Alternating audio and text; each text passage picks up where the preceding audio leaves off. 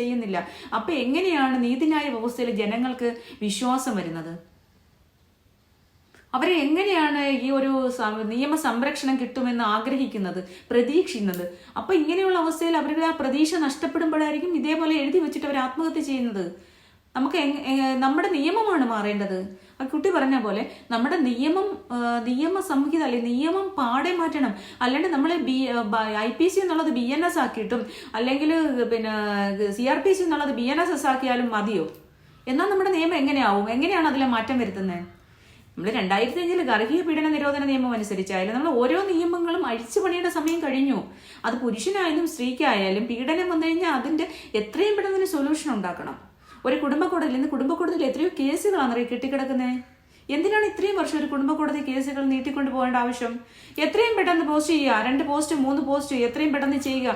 ചെയ്ത് കഴിഞ്ഞ് evidence produce ചെയ്യണമെങ്കിൽ എവിഡൻസ് പ്രൊഡ്യൂസ് ചെയ്യുക. ട്രയൽ തുടങ്ങുക. ഒരു 2 വർഷം 1.5 വർഷം കൊണ്ട് കേസ് തീർക്കാവുന്ന കാര്യങ്ങളേ ഉള്ളൂ. 1.5 അല്ലെങ്കിൽ 2 വർഷം കൊണ്ട് ആർക്കാണ് ഫേവർ ഒരു കോടതിക്ക് മനസ്സിലാവും. എവിഡൻസ് പ്രൊഡ്യൂസ് ചെയ്യുമ്പോൾ തെളിവുകൾ കോടതിയിൽ ഹാജരാക്കുമ്പോൾ അവർക്കറിയാം ആരാണ് ഇതിനകത്ത് മേന്മ. അല്ലാണ്ട് ഒരുപാട് വലിയ കൊടികുത്തിയ വക്കീലന്മാരെ ഒന്ന് വായിത്തോന്ന വിവരക്കേട് മുഴുവൻ വിളിച്ചു പറഞ്ഞത് കേട്ടോണ്ടല്ല കോടതി ഇരിക്കണ്ടേ. കോടതിയിൽ മുന്നിൽ തെളിവുകളാണ് പ്രസക്തം. അതിപ്പോ കുടുംബ കോടതിയായാലും ഏത് കോടതിയായാലും.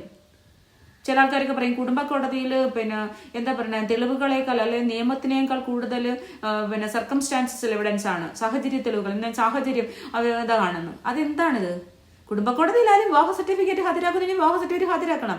അത് അമ്പലത്തിലായാലും പള്ളിയിലായാലും സ്പെഷ്യൽ മാരേജ് ആയാലും എന്തുമായാലും ആ വിവാഹ സർട്ടിഫിക്കറ്റ് ഹാജരാക്കിയിരിക്കണം.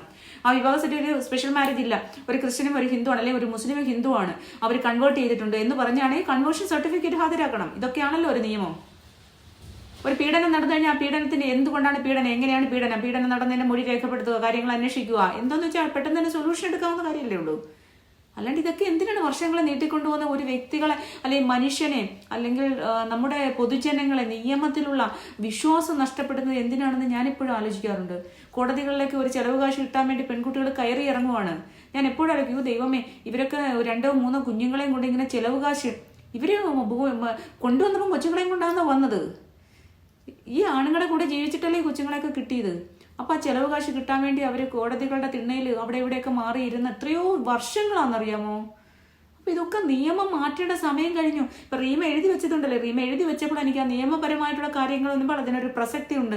എനിക്ക് ഒരുപാട് വീഡിയോസ് ഇതിനെക്കുറിച്ച് ചെയ്യാനുണ്ട്. എൻ്റെ അനുഭവങ്ങൾ, എൻ്റെ കാഴ്ചപ്പാടുകൾ, ഒരുപാട് അനുഭവങ്ങളുണ്ട്. ഇതൊക്കെ നിങ്ങളോട് എനിക്ക് ഷെയർ